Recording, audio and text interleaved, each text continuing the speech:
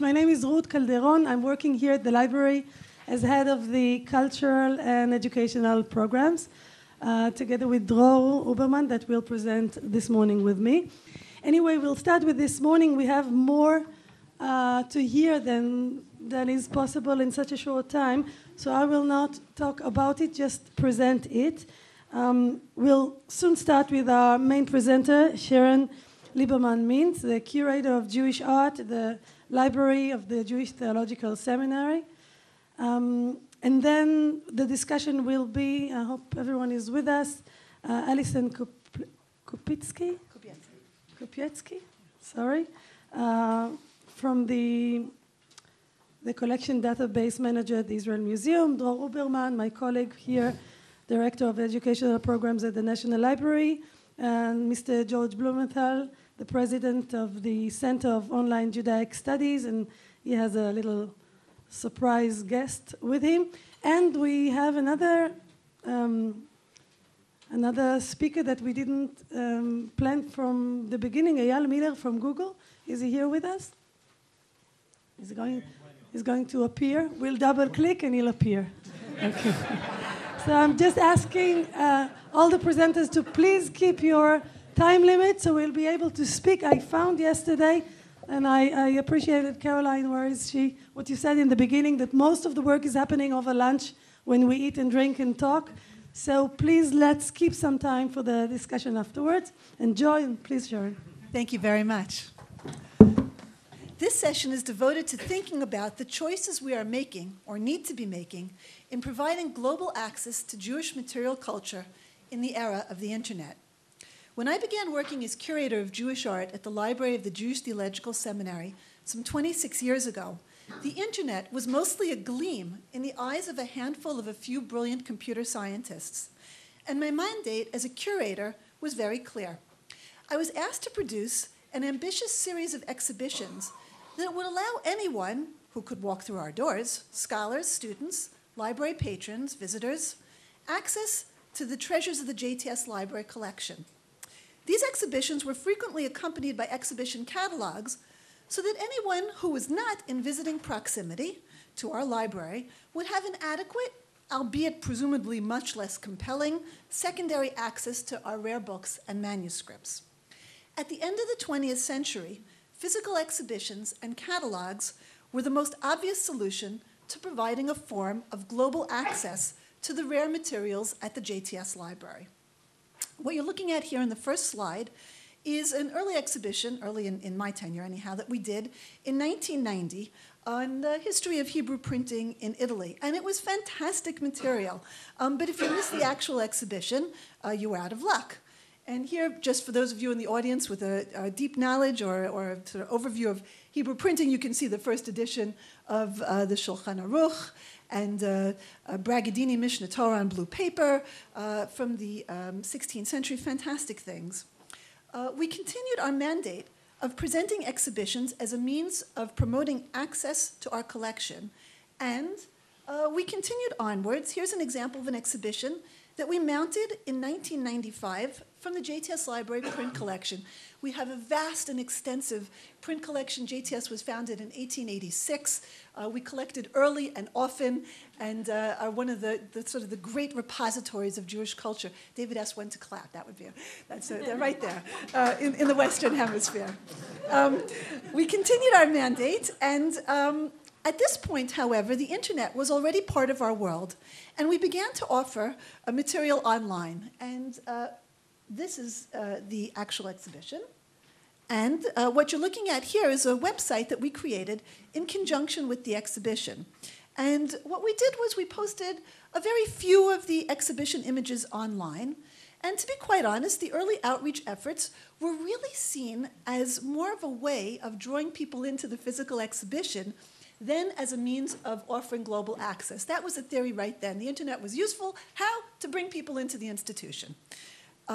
This would be a good time to point out and acknowledge the vision of our colleagues in the National Library. Bill Gross beat me to the punch, as he often does, because they were ahead of the curve, and in particular Elchanan Adler, when they recognized the potential of the internet around the year 2000 And they developed the then revolutionary concept of a collaborative website. This is the Ketubah website that everybody's been talking about. I, as an art historian, brought a slide. That's what we do. And what they did was they brought together thousands of Ketubot from both public and private collections from around the world. And this, as far as I know, was the first such integrated global project of Judaica. And it really served as a model of what could be done to present collections collaboratively and allow the widest possible access to rare cultural material. This is the home page, and then you could click on, sort of a graphic list or a textual list. This is a page that shows early Ketubot from Venice, and if you tapped on one of the images, which I thought I'd run out of time, so I didn't take you through every step here, it would open up in an enlarged format with metadata attached. It was absolutely a brilliant concept in the very early stages of online access to presenting collections globally. Aviad, I'm not trying to beat you up. We are all awaiting this website is no longer working due to technological issues and an upgrade here that everybody else is benefiting from. And by the time this conference rolls around next year, we're looking forward to seeing it working again. I'm going to get hit by that afterwards. All right. In the meanwhile, JTS continues the momentum of physical and simultaneous web-based exhibitions. And here you see an exhibition we did in 2002. This is the physical one. And it's called Sonnets of Celebrations. It's celebrated. We have several thousand broadsides in the JTS collection. This one, it presents broadsides from Italy, which are a celebration of poems and riddles of Jewish weddings. It's not the riddle of a Jewish wedding, but rather riddles that were created to celebrate Jewish weddings. And at the same time, following the exhibition, and around, if you'll notice, one of the objects in the case was this wonderful sonnet that was written on silk and decorated. It's really quite fascinating. And this is the web page that we did in conjunction with the exhibition.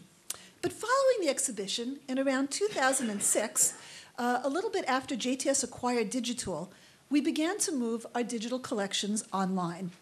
And this presented opportunities for a sea change in access and in presenting collections.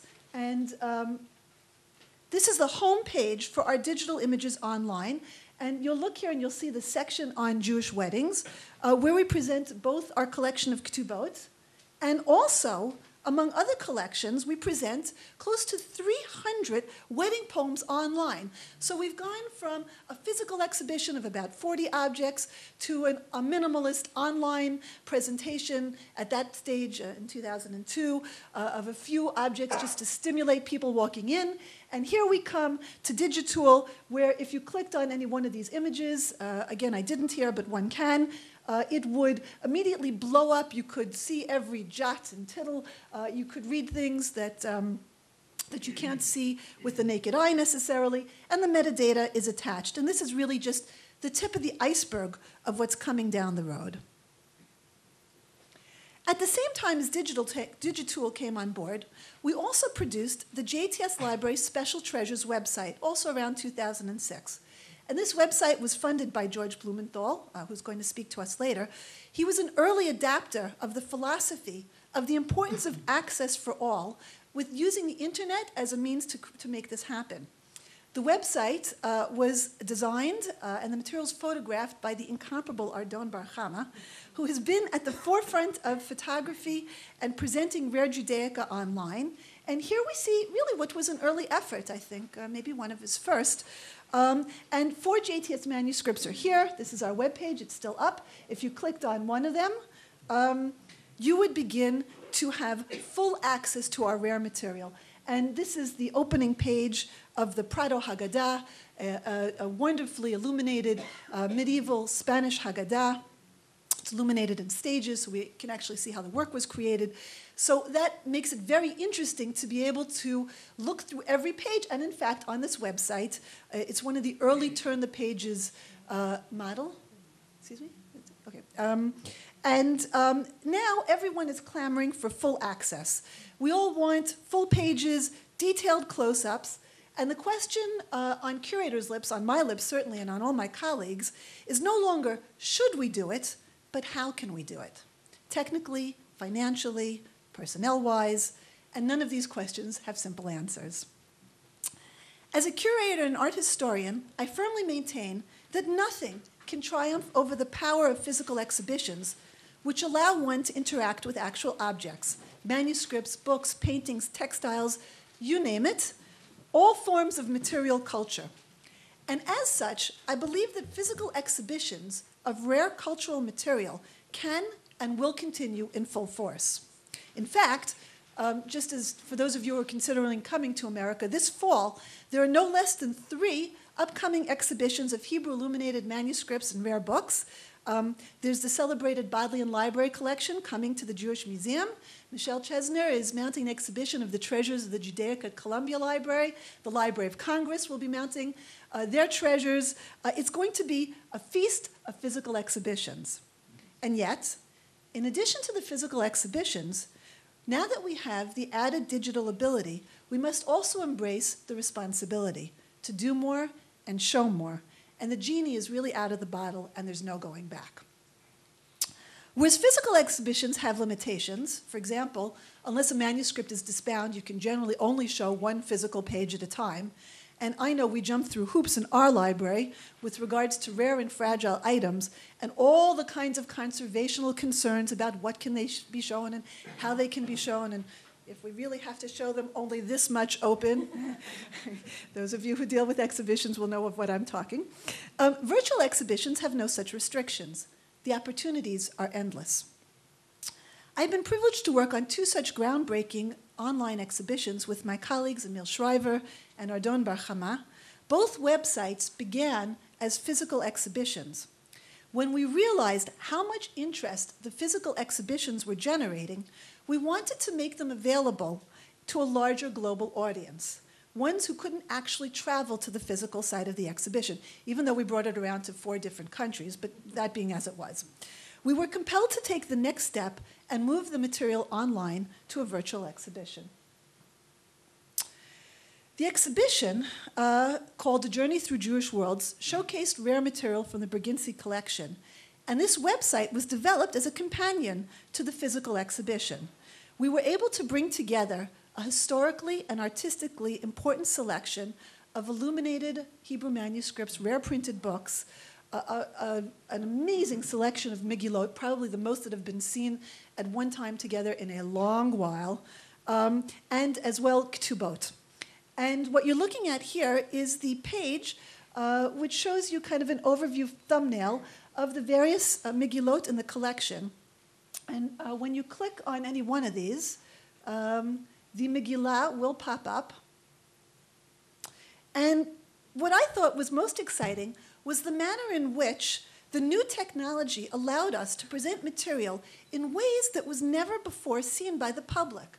What you have here, thanks to Ardon Bar Chama, is a situation where you can actually scroll through the entire Megillah. You just put the cursor over it, move down here, the Megillah will scroll through. This is a screenshot, so it's not going to happen if I do it here. But trust me, if you go online, it will actually happen. You can blow up the images online. I think they were shot in 1200 DPI. You can see things that you can't see elsewise. And it was unprecedented access and very exciting, I think, to many people around the world who started sort of clicking on us. We continued with a new website that was created for the final phase of the Journey Through Jewish Worlds exhibition, and this one was even more ambitious. It takes us back full circle to the physical exhibition. In fact, the website was actually created to accompany the Zurich leg of the exhibition itself. The exhibition started out in Amsterdam, went to New York, was here in the Israel Museum, and then ended in Zurich. And the idea was to allow a visitor to walk around with an iPad and read the label text in several different languages, whichever one they preferred at the moment. Zurich is known for its multilingual labels. Lots of different languages available there. But more amazingly, as this one was designed, you could actually turn the pages of the books virtually as you stood in front of the book. So one would tap on an image of a case, the case would come up, you could tap on the book. The book would then appear with information. Right now, what we're looking at is the Harrison Miscellany, which is an absolutely fabulous manuscript from Corfu from the early 18th century, replete with over 50 illustrations and text relating to wedding ceremonies and other things. And then if you actually tapped on the book, you would get access to the manuscript in a variety of ways, and you could see every page in fantastic detail. Here we see Joseph being pursued by the wife of Potiphar, and in fact what's interesting is that the illustrations were done separate from the text, and they actually don't relate to the text, but that's a different lecture. The Brzezinski website also allowed you to access the manuscript in a variety of ways. So if you clicked on any one of these buttons on the side here, you could see all the pages in order, and then you could click on any one of those and open those up. And you get the sense that this is pioneering a whole new way to think about museums, exhibitions, virtual, online, and new ways of encountering Judaica. And one of the points that was discussed here is, I wear many hats, it's sort of literal and otherwise, and I work both at JTS and the senior consultant for Judaic at Sotheby's, and George asked me to point out, what happens when you put these online? Are the values diminished? And we found over and over again that when you create access, and this was mentioned earlier by Arthur, when you create greater access, it does not diminish the values at all, and this point really should be brought home to collectors to encourage them to put their materials online, as Mr. Brzezinski has done. So, we know where we have been, but the way ahead is still unclear. Libraries and museums around the world are grappling with how best to provide access, given, on the one hand, their vast quantities of important materials, but simultaneously, and more often than not, limited finances, limited personnel, limited time, limited digital capacity. Did I miss any other limitations here? Lots of limitations. Funding. No, finances, I said that. Some of the philosophical, but that's doubly important, it can be repeated twice. Some of the philosophical and technical questions of approaches to presenting collections that our respective institutions must deal with are critical. And if we do not address them jointly now, we may find out later that we have done a disservice both to ourselves and to the public. So how do we ensure that the public, students, and scholars from around the world have the best access to our rare, fragile, and often unique materials? Well, one way is to create conferences such as this one that bring us together to discuss the issues and attempt to jointly face the challenges. And I'd really like to add my thanks to the many already heaped on Aviad and all those who assisted him in organizing this conference. It's kicked off so many wonderful collaborations and discussions. The coffee breaks are as important as everything else going on here. Some of the important issues on my mind in closing, just to raise them, and I know they're going to be discussed by the panelists, are there standards of metadata that we must all work towards? And even more importantly, can we agree on a controlled vocabulary or a semi-controlled vocabulary that will allow our public broad searches? And I know Allison in particular is going to relate to that. Given the limited finances and personnel, institutions have been moving toward crowdsourcing the information that could accompany and explain the digital images. However, is input by non-professionals something that can work successfully when dealing with rare books, documents, and artifacts that presumably require an advanced level of scholarship? And I thought the comment made by Caroline yesterday of how senior researchers retire and then come back to the British Library to catalog after their retirement was very telling. Should we be putting online any images we have of a rare and unique manuscript, even if the quality is poor, on the assumption that something is better than nothing? Or are visual standards significant? How important is it to have a fully digitized book? Let's say you have only a few images. Should the institution go online with those, or is it preferable to present all or nothing? What are our responsibilities to showcasing the material? Is it important to present it in a curated format for easier public consumption? Or alternatively, should we put vast amounts of digital material out there and assume that the public will partake of it as it needs? Or do we do both, which is, I assume, what most of us are going to do? And perhaps the most crucial point, echoing Arthur and others, I believe that we need to be more fully coordinated with one another to make sure that our various platforms and vocabularies will fit together and that a shared language or thesaurus will allow users from multiple cultures to all share in the riches that await them online. I'm really delighted to be here at the conference so that we have opportunities to learn from one another and forge a strong digital future. And with this, I look forward to the thoughts of my future panelists. Thank you. I want to begin by saying the word katonti, which in Hebrew means I feel small. In this setting, I really do feel very small, and I wrote and rewrote my presentation so many times as people kept saying what I was going to say. So now, somebody this morning said what's left for me to say is thank you. So I hope I have one more thing besides thank you to say. But what's exciting is to see how many people are thinking along the same lines. And what I'd like to present today is a different, I hope, a different perspective working in a museum. And I'm very lucky to be working in this museum where I've had the opportunity of, I don't want to use the term playing, but playing with terms which encompass such a wide range of encyclopedic material. I'm going to focus today on the Judaic side of things, but really you have to keep in mind that we have more to offer than just that. So I'll begin. I thought to start, as I'm in the National Library, with something from your collection. I thought to start with Maimonides' Pirkei Avot, the 8 chapters, because he has in chapter 4, which is entitled Healing the Emotionally Ill, which some of us feel sometimes when we're looking at all the work ahead of us. He discusses that the extremes are bad, and it's good to aim for the middle ground. And I think that here, in this room, we have so much information, and we have an excess of information. The access to that information is key, and how can we go about it? So let's go think outside the box, if you might.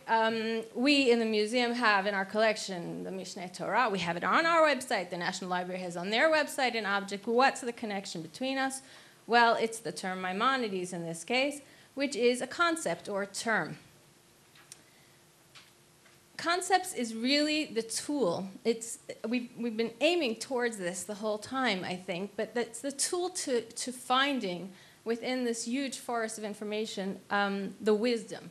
And us, I would like to include myself, although I am not a librarian, an archivist, and I do work in a museum.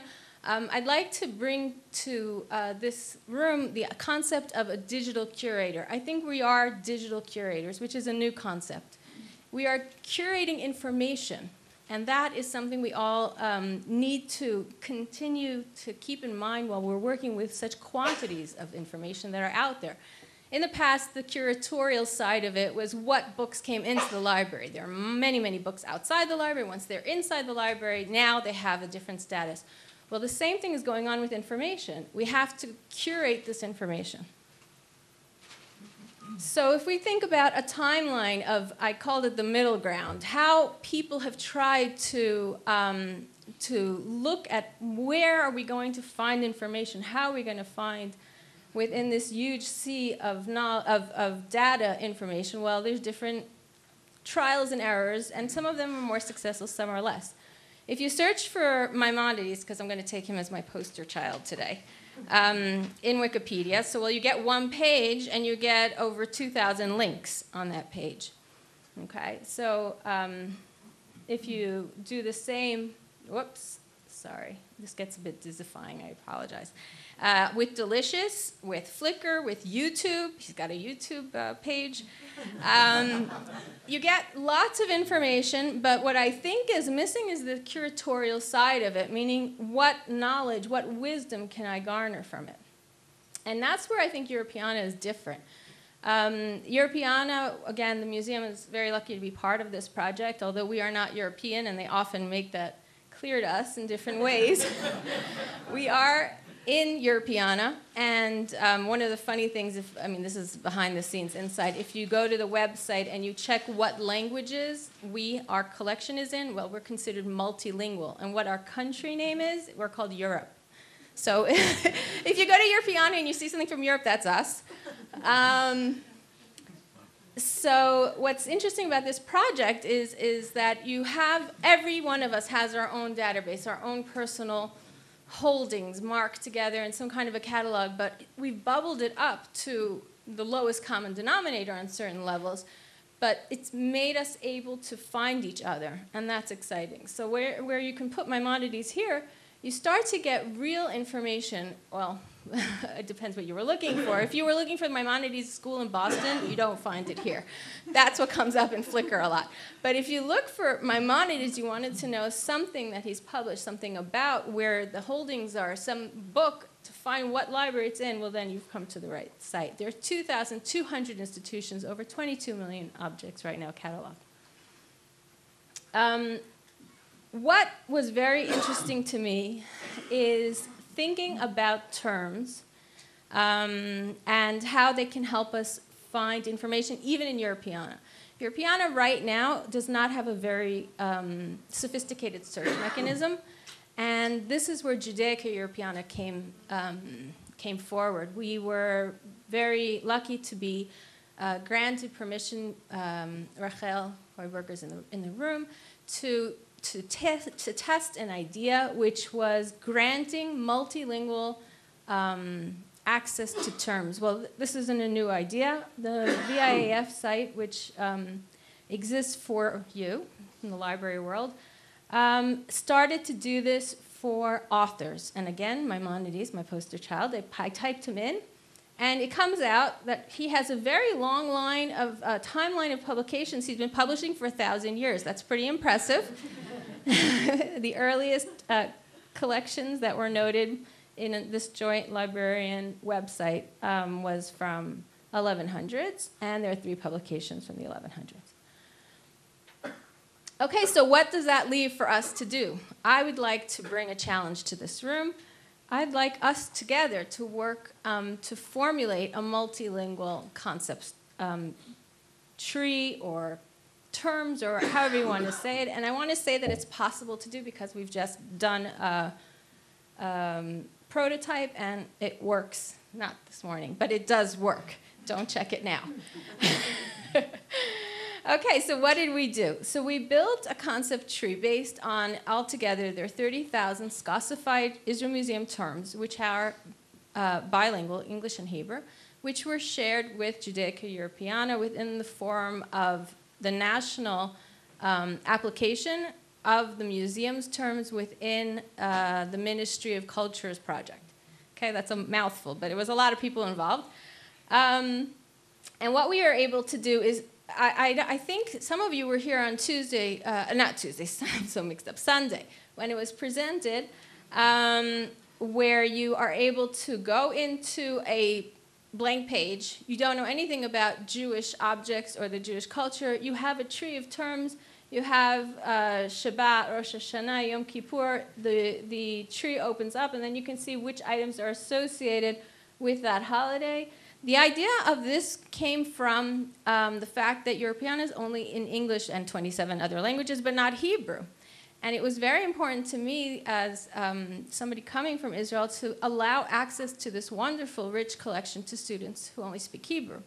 So what the presentation that we tried to do was, if you type in, and it works sometimes, just not this morning, if you type in a Hebrew word, it automatically translates it to English and searches Europeana.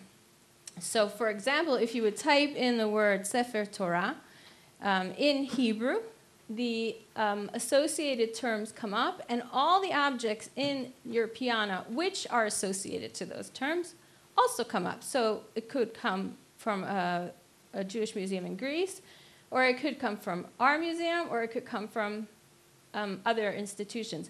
But what was mentioned a few times in different forums this morning and in the past few days is that there are alternate spellings. And so what I would like to challenge us as a group is to come together and list all those alternate spellings so that when you do search for one, you're really searching for all. So how do we go about this? So what we did, and here I'm speaking, I have 2 hats in the Israel Museum. I'm in charge of digitizing the collections, and I'm in charge of the Israeli Art Center. I'm going to focus specifically on something. I know someone mentioned something else about the Wikipedia project. I'm not going to be talking about that, but I want to just focus on the fact that the museum went through physical restructuring in order to gain physical access and also digital restructuring. If this is how our 500,000 objects were cataloged in the past, we're pleased to say that 80% are now digitized. And 80% is quite a large number of objects. We're still working through it, but 158,000 of them already have images. And we have over 100,000 bilingual terms that separate into many different tables. Now, most of these tables are not useful to other museums, our donor names, for example. But the object name, periods, places, material, techniques, keywords, all that are able to be shared with other institutions. Oops, went too fast. Once the information is digitized, it could be reused in many different settings. So once you have it in your database, for example, this is the Google Art project. I understand that Google is here. Susan Khazan led this project, and it reused information from the database. The database then was able to be boiled down to its basic parts, which were terms, and those terminologies, which were translated, edited, and retranslated and re-edited oftentimes, but it doesn't matter. We still have a core group of terms which formulate one lexicon. That lexicon follows standards. We looked at Getty, we looked at other standards, but really we needed our own set of terms. I'll give you one example. I mean, when we didn't check all 85,000 terms in Getty, but we did a sample group, and we found that a third of the terms really had no relevancy to our museum. Forget about that, it's only in English, which is something that our museum needed to have fully bilingual. But the terms related to American museums, that's how it was built. So for example, they worked with an Indian art collection and American Indians. And with revolvers and guns, they had a lot of terms that had to do with that, but that didn't really help our collection. In addition, geographic terms, on the other hand, for example, Sana'a in Yemen. So that's one place, but there's so many small places in Yemen which we have cataloged, which they don't have cataloged. So we felt that it was more important that we build our own terms. Once we had built it, we found that it could help other museums in Israel. And this was presented 2 years ago and was accepted by the Ministry of Culture and supported by them, where we now have our lexicon in 54 museums in Israel. And it is serving a purpose where, for example, in the Eretz Yisrael Museum, we have these two objects, and this is theirs, and the terminology, I apologize for the blurriness, but the 9th century term, which we translated, and the Mesopotamian term, which we translated, was helpful to the Eretz Yisrael Museum because now half of their label is translated. Obviously not the free text title, but everything else. So once we are now on a national level, unified with our terms, we are thinking more internationally. I'm going to skip the movies. I'm going to run through them 1 second, because we don't have time, but I want to just look at the specifics of how we did the work. So again, going back to how it looks in our database, this is how the term Sefer Torah looks. It's bilingual, it's cataloged with categories, broad level, narrow, translations. Those terms were then Scossified. Scoss looks very scary, but the idea of it is that it can be read by a computer, so that computers can communicate with each other. And what we're looking at here is a certain section of the objects, and you can see the alternate terms in English. You can see a Hebrew term for the preferred label, Krichal Sidur, which matches the preferred label Sidur cover, but you also have prayer book binding, prayer book cover. You have associated terms as well. And so when we take this forward, I would like to invite this forum to continue the conversation, maybe in a shared platform. I was thinking of Wiktionary, which I spoke to the foundation, in the Wikipedia Foundation in Israel, they would support us through thinking of that as our area of shared information, and we can continue this conversation afterwards. And our goal is to continue to share together, and if I could summarize, digitize, share, work within standards, share vocabularies, and link to each other. Thank you. Shalom. I'm happy to be with you today, and I'll try in a few minutes to share with you another layer to the presentations heard before. And the layer is the point of use of collections in education. We have here in the National Library, there's about 750 visits a year. When I say visits, it's virtual visits and physical visits. And in a few years, we want to reach 10 million visits. Most of them will be virtual because our space here is very limited. So how would we reach this goal? So one of the main goals of the renewal program that Oren Weinberg described is to diversify and expand the audiences that we serve. And we have to, along as continue serving Professor Shkolnik, the father, the son. The film was done, filmed here, part of it at least. We have to move ahead and add new audiences, teachers, students, and also some kind of families, at least a few of them.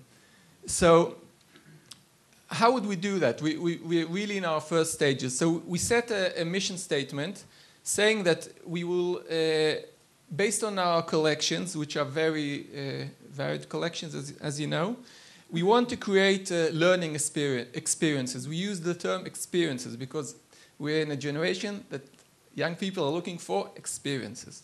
But from what are these experiences made or created, or what are the components? We want them to be explorative. The mind should work a bit. Meaningful. They touch something for the child and the student and the teacher and the parent. And they're also engaging. So how would we accomplish that mission statement? I haven't got full answers, but I want to share with you a few tracks that may be, that we are going into them. And I think in some means they may be useful, this information, also for other libraries and museums. So how many of you know an application called Draw Something? Can you pick up your hands? So I would. So teenage kids. Okay, so this is a very popular application. Let's look at the numbers. Okay, it took AOL 9 years to get million users. It took Facebook 9 months. It took Draw Something 9 days. We're in a very, very dynamic online virtual environment. So this is one track that we may decide to take.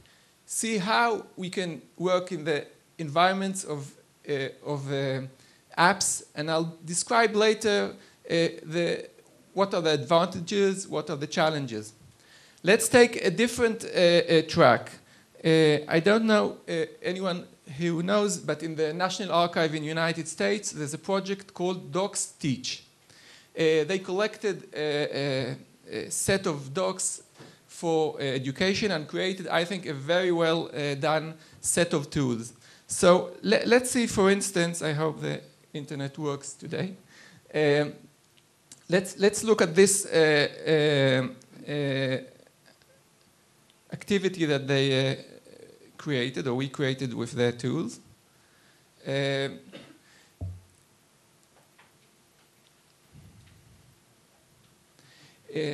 I think the name Rosa Parks is well known.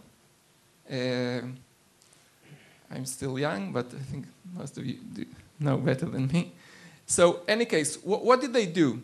They took this tool I think, and let the teacher in a very, very easy process to set a dilemma and two different interpretations.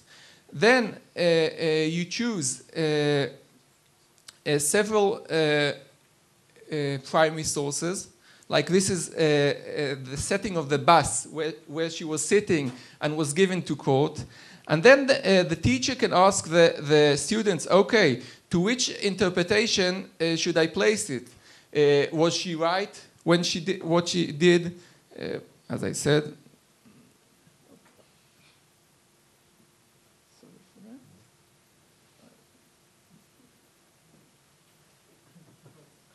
Okay. Then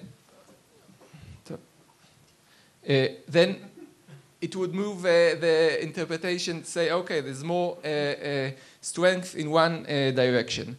Maybe we would take another document, which is the judge decision in court, and it would take us to another direction.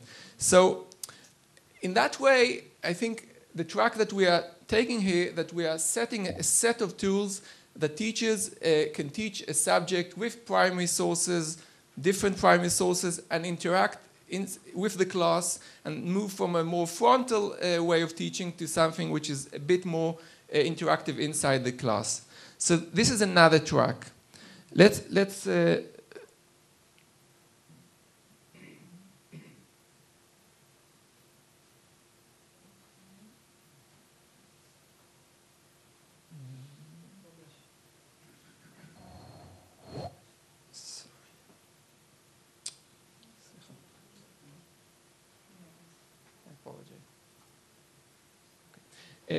let's move to the next one.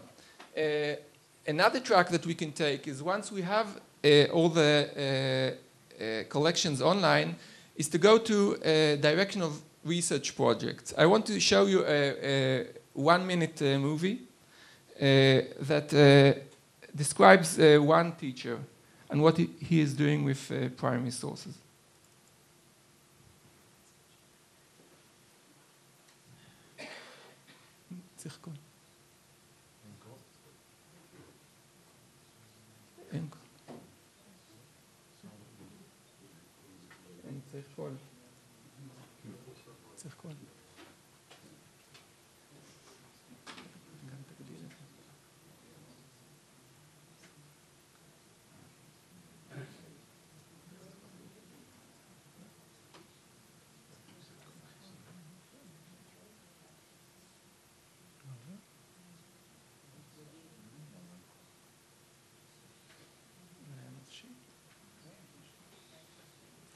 Okay, so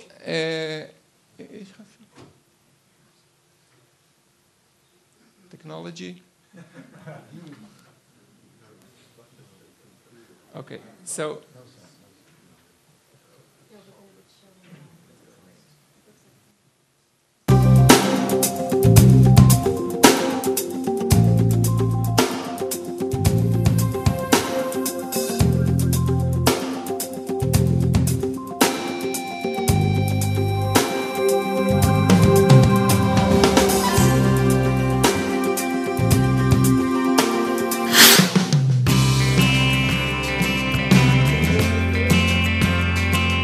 אנחנו בישיבת נחשון לומדים היסטוריה בדרך החקר. אנחנו מאמינים שלימוד היסטוריה יותר מעניין הוא כשהתלמיד בעצמו חוקר ובעצמו מחפש את החומרים, ובעצמו בעצם מביא דברים שאפילו המורה לא יודע עליהם. במסגרת הזאת אנחנו פונים לספרייה הלאומית, למאגר הגדול שהיא העלתה את כל העיתונות ההיסטורית העברית הראשונה, ואומרים לתלמיד תחפש חומרים או תבדוק אירוע מסוים מכמה נקודות מבט, למשל מה היה בקונגרס הציוני הראשון מנקודת מבט של אליעזר בן יהודה, שלא כל כך עניין אותו, או מנקודת מבט חרדית, או מנקודת מבט משכילית, והתלמיד בעצם בודק את ההיסטוריה מהעיניים השונות, גם לומד מה זה עיתונות, גם מרגיש את התקופה הרבה יותר בידיים שלו, התלמיד הרבה יותר נהנה, הרבה יותר פעיל, מביא חומרים חדשים לכיתה, מלמד גם אותי דברים חדשים, וכמובן את כל שאר חבריו.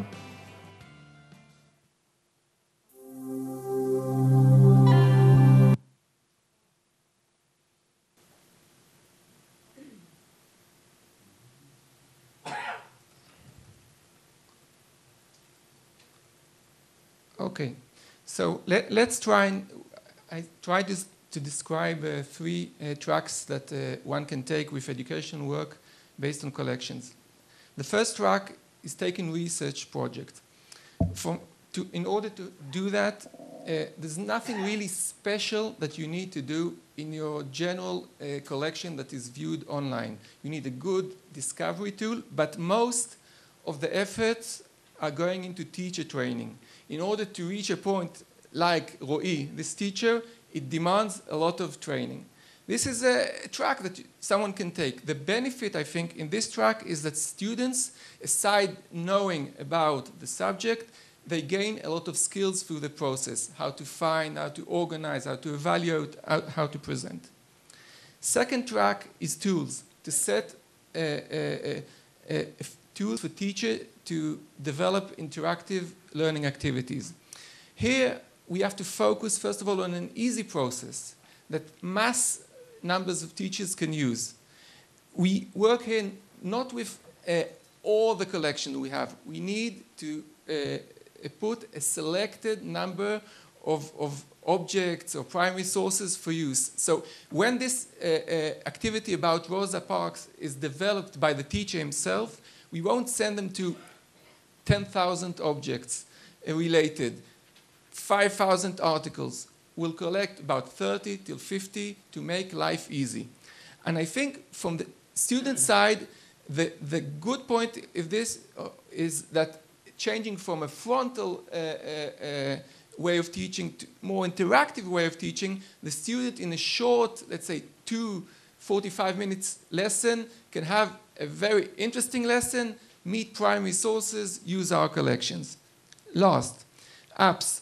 I think if we're going to the direction of developing apps, a lot of focus, budget also needs to go to the interactive design. It has to be fun. But the advantage is that we believe is that students, teachers, families will use it many times. So we have here 3 tracks that a library and a museum can go. And I think each of them has its benefits, but I think once we are moving ahead, we have to have in our choices a clear map which of these choices and many other choices we are taking. And last, we will be happy to collaborate with any of you that are doing educational work, to develop tools, to join collections, learning materials, and also apps. Thank you. They that shall, chapter 37, verse 32, take 3. For out of Jerusalem shall go forth a remnant, and out of Mount Zion they that shall escape, the zeal of Hashem, of hosts, shall perform this. Chapter 37, verse 33. Therefore, thus saith Hashem, concerning the king of Assyria, he shall not come unto this city, nor shoot an arrow there, neither shall he come before it with shield, nor cast a mound against it. Chapter 37, verse 34. By the way that he came, by the same shall he return, and he... Just a minute, it gets even better. It gets better.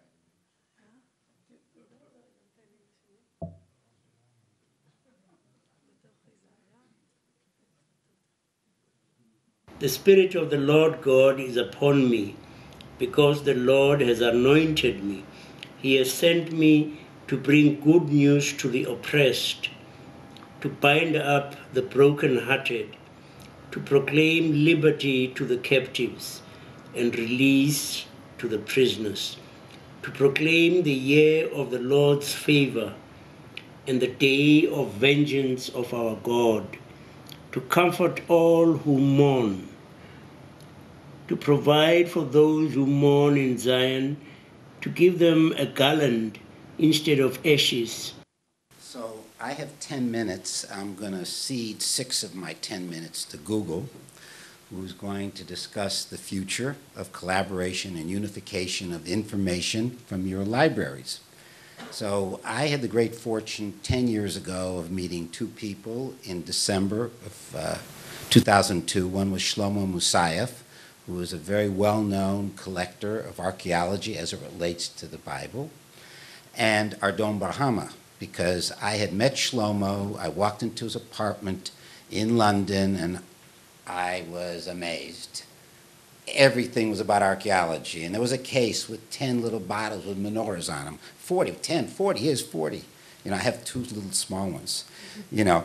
And he would pick up an oil lamp, and he would start to talk about it, or a coin, and you could see it was a computer tape going back and forth in his mind. And he would find the verse from the Bible, and he'd relate to it. And that changed my life. And because my background is in telecommunications, cellular, and cable, I am an applied technologist, if you will. I'm interested in what technologies people use and how they can use them and how it will change the world. That's a big statement. Matter of fact, you could say I'm a chacham about telecommunications and an haaretz about what you know, okay? So 9 years ago this summer, we embarked on what has become our passion for the last many years, and that was when we did 4,000 posters for the Zionist archives, because those posters are very popular in the United States. We did the Aleppo Codex for Yad Ben Tzvi, which is out at the Israel Museum, and we actually did part of the Isaiah scroll. And it was just, well, it electrified me. I'm basically a funder. I don't do any of the work. But what I am interested in is the objects that will connect to people, okay? So the fact that we could do the Dead Sea Scrolls was a big statement, that the Israel Museum would allow us. They had their own digitization capability, but they allowed us to do the Dead Sea Scrolls. That allowed us to get to the Vatican. And at the Vatican, we did the Codex Vaticanus and 4 Hebrew manuscripts. That allowed us to get into JTS. I had to go a long way to get into JTS. Because the keepers of Hebrew documentation keep them very tight. And this is a world about democratization of the knowledge of the world. And how do we connect to both, how do we provide information to scholars? David Gilner showed you some wonderful information, but that library's in Cincinnati, Ohio. Okay? Now, how many scholars are going to get to Cincinnati, Ohio to see what he has? Well, we've digitized a lot of it, and David has told me at the coffee break, because it's all about the coffee break, that he's putting that up because Emil told him he had to do it, and he's going to do it, and he's going to, if he can't get big metadata, he's going to use his card catalog. Remember, the card catalog is what everybody had in the past. I don't know where this great big story about metadata came from, 15, 20 items. Nothing will get done. I encourage you to think about how to reach our people as fast as possible. So what we have done, and with JTS we did many things, but we didn't show you the Passover site, right? We took the various scrolls, we took Haggadah, we took Sandy Koufax, so wouldn't pay, no, that was that was another site. Okay, wouldn't play in Yom Kippur. We did that too, we did everything. Why? Because you have to pick the touch points that people relate to. And recently, I was so fortunate to be able to, this past year was a big year, we did Oxford, their Cairo Genisa fragments. They invited us in. I funded it at a fraction of what it would normally cost because I understand production line processing, and that's what our Ardon does. I encourage you to think about what does a funder think about. A funder thinks about how much is it going to cost, how long is it going to take, and you need to think about that. Now, here at the National Library, they've done some very sophisticated work in terms of tracking the cost per image. Okay? So when you go out to a funder and you say it's a $1 million project or a $500,000 project, well, where'd that number come from? The Haftorah? That's not what people think about in business. I'm a business person. What do people also think about in business? It's prototypes, okay? So if I were you and I had something I want to digitize or some collection, because it's important to do whole collections and it's important to do one-off objects, okay?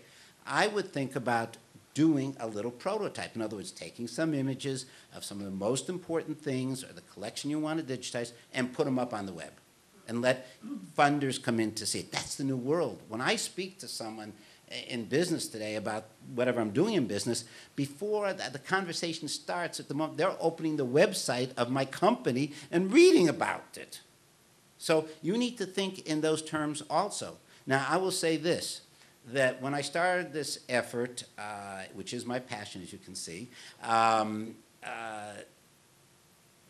people in your position thought it was unimaginable because of rights. Okay, I will make two statements about that, and then I will close with a little discussion of what we're trying to do with Michael. One institution said to me, I walked in, I said, I'd like to digitize this collection. And the institution said, and they said, rights? I said, I don't want any rights. I just want to make sure it gets out there. And they said, well, you know, it's going to become valuable in the future. I don't know if we want to put it up on the web. I said to them, well, tell me, how much do you earn each year? Oh, $5,000 to $10,000. I leaned forward to that person. I said, are you Jewish? Are you moral? You have to share. Done. Okay? Because when you present it to people in the basics, it works. So last year I was fortunate to collaborate with Google and the Israel Museum to bring the Dead Sea Scrolls up. And with the focus on the Isaiah scroll. And you can turn it, you can search it, you can find it in English. A lot of things are happening with it. Google magic behind it. My funding and our Doan's artistry. You've heard that name, the man's an artist. And 1 million hits in the first week. 1 million hits. Why? Isaiah. Okay. What was so good about doing Oxford? Maimonides. His commentary on the Mishnah and his Mishnah Torah signed by him. So I look for things that will get to people, will touch them and draw them in. So we did Isaiah with the Israel Museum last year in Google. Now we have a new project with Google, and that is the talking Isaiah, so to speak. Michael Douglas, Catherine Zeta-Jones, Danny DeVito. I'm fortunate that I know some of these people, and these people know other people. And I walked over with our Doan to Michael's kitchen on Central Park West. We threw the book in front of him. He hadn't read it at all, so we did a little, prototype so I could show you. And I want you to think, therefore, in these terms. And I'm going to get off the stage by just saying, I just want to tell you about some of the cooperative efforts, because it's about cooperation. And Carolyn raised that right up front in her great presentation yesterday. The Elsingen Maxor, which you saw on the JTS, okay. So we did that at the Rosenthalia, Emil there. That's going to be collaborative. So we can have it in New York, we can have it in Holland, we can bring it together on the web. The Mishnah Torah at the Vatican and the Israel Museum, we've digitized that, not on the web. Tripartite Maxor, well, we've already done Oxford. A third of it is in Budapest, which I've already been to, and it's fine to do it with them, and the British Library. Okay? So when we can bring that together, scholars get the benefit. So there's a level of preservation in case there's a fire like there was in Germany that destroyed many documents. That's preservation. 2 is collaboration for scholars so they can see the information. And finally, it's to bring it to the people. So when I saw in David Kramer's vault, and he showed me Maimonides' signature, wow, I was raised a Zionist. Actually, I don't have a religious background, okay? But when I saw that Maimonides really exists and I could prove it to some kid, I got it. Thank you for your time. Thank you very much, Eyal and George and Dror and Allison and Sharon. We don't really have time for questions. We only have about 10 minutes. but I would like to not lose the wisdom in the room. Could you please think for a minute, and if you have some insight, some thought, or even a question that maybe cannot be answered at this moment, but will be carried on with us to the breaks and to the ongoing sessions, if you could introduce yourselves, because I don't think we all know each other already, and it's very, I mean, that's the precious thing about these days. Say where you're from and give us some either insight or a question, but excuse me for not letting people answer just now. Maybe Sharon, she has the special mandate today. Okay, is anyone willing to be the first one? You can start, the second one can start first. Please.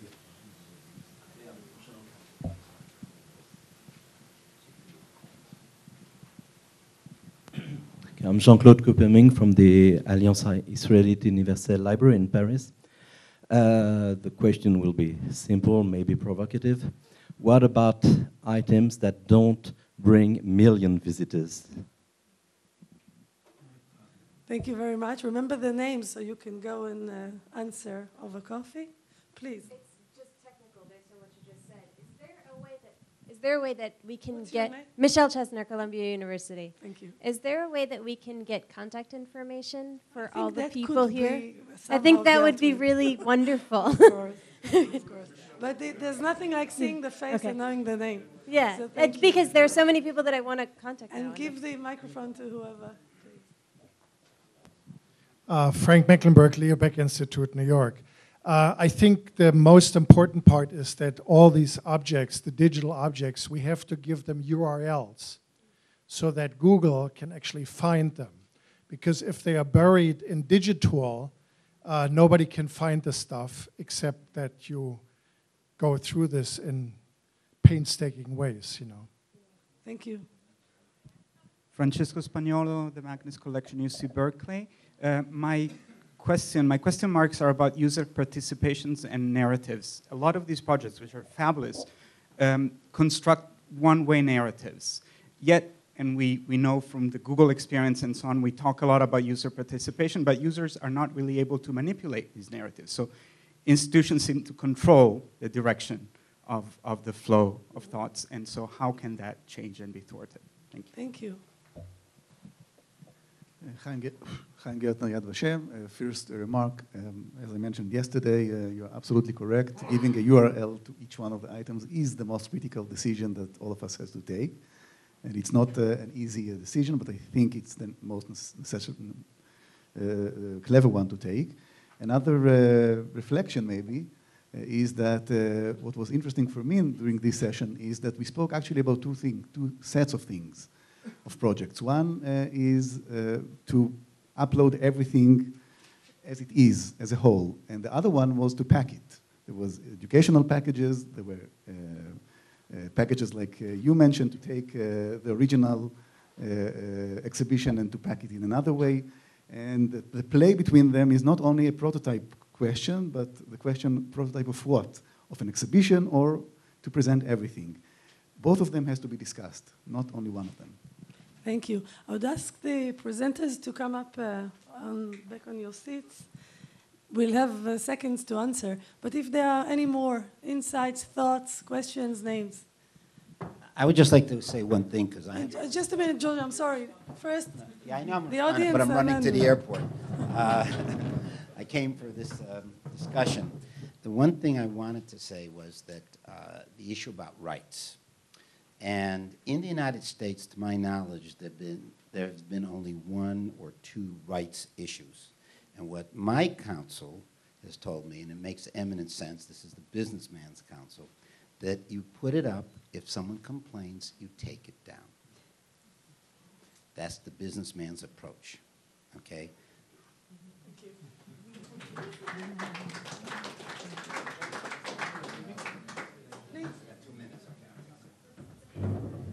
I just want to add two points. Introduce yourself. My name is Arthur Kiron. I'm from the University of Pennsylvania Libraries. I just want to bring up 2 points, one directly for Sharon, but it's really for everybody. The 2 points are, I would say, reception and recognition. That many of us, myself included, in universities tend to think of scholars as our main audience. And when presenting material, we have to take into account the multiple audiences that are interested in Jewish heritage, not just researchers. So these, whether it's conceived as a physical, and I know that you often always think about those things, but just it gets lost, and I just want to make that. The second point I'd really like to make is the idea of recognition, which is both a simple and complex thing. I noticed that many times we refer to the Jewish Press Project, and I just want to acknowledge Professor Yaron Tzur from the Tel Aviv University, because this is obviously one of the most incredible tools that people around the world are using, and the support he got in trying to get this off the ground was so small. He's had to fight every single step of the way to get this done. And I think it's important not just to kind of thank people in a nice but ultimately gratuitous way, meaning that it doesn't actually serve a purpose. But when we thank people and we acknowledge them, we acknowledge how things get done, we think about the process that they had to go through to get something done, and we also credit people so we know where things are. All of these forms of recognition, I think, have very important, useful functions. So I just want to make those points. Thank you. Any more from up here? Regarding rights, I just wanted to ask... Can you just introduce yourself? My name is Silvia Hansman from Ivo in Buenos Aires. Thank you. I have a question regarding rights. We used to have a rather informal tool, a note, like an act, we call it, in which the donor would state in his own language that he permits use. Since the issue of rights is taking a new status, my organization asked me to contact a lawyer. And since then, non-donor has signed any donation. Could you make some suggestions, please? There's something in the Talmud about the lawyers. I think we'll give a sentence to each presenter, and as I said before, most of the conversation will be going on after the session. Please, Sharon, you're the queen. If you have any answers or anyone else, Allison, you had something you wanted to... I don't want to be rude to my fellow panelists, but I thought in this forum, if I might ask Eyal to accept from everyone a list of, in a very simplified manner, of every object's title that you have, and you can index it, and then it could be forwarded to the website of the person who has it. I think if all of us do that, just that, and Google has it come up on the searches like it did for Yad Vashem, I think we'd all make a great stride forward. I think that what you're asking is called in Hebrew kombina. And it's something that Google doesn't do. We have very, we have the Google Webmasters tools. Just you search for it in Google, and it's a tool that being used by, any webmaster that builds sites, and it's a critical, step-by-step, guidelines how to build websites. It relates to the comments that Chaim made, and also or referred to as you made. Having search engines, Google and Bing and others, being able to crawl and index your site is crucial for the discovery, and is crucial for the ability to share and add the viral effect. And this is definitely things that we worked hard with the Yad Vashem photo collection, and also with the Isaiah scroll. So having each and every verse has its own URL allowed that indexing and allowed millions of people to discover that. So obviously this is very important, and if an archive or somebody is working on an independent or expanding his online presence, they should keep in mind those guidelines that are basic, supposed to be easy to do and follow. Thank you, Eyal. We need your contact information. I want to thank, just a minute before we finish, I want to say thank you very much, not only to Aviad, who got a lot of love in the last 2 days, but to these two young ladies here, Ruti and Moria, who have done everything from chairs to coffee to meals to music to everything. And toda rabba to our mankal, to Oren. And thank you all for coming. It's such a pleasure. There's a feeling of festival in the library. Let's finish, yes. Because I am trying to work with Google on more projects. The discussion that we had on Sunday was really about how to, as an institution, how to attract funders for projects. And Google does have interest, I think it's fair to say, in working with funders. So that's a new sort of element. I mean, this is all evolutionary. We're sort of inventing it as we're going along, but they have done a wonderful job, as you've seen with Yad Vashem and the Dead Sea Scrolls, and I encourage you to think about that also. Thank you very much, everyone.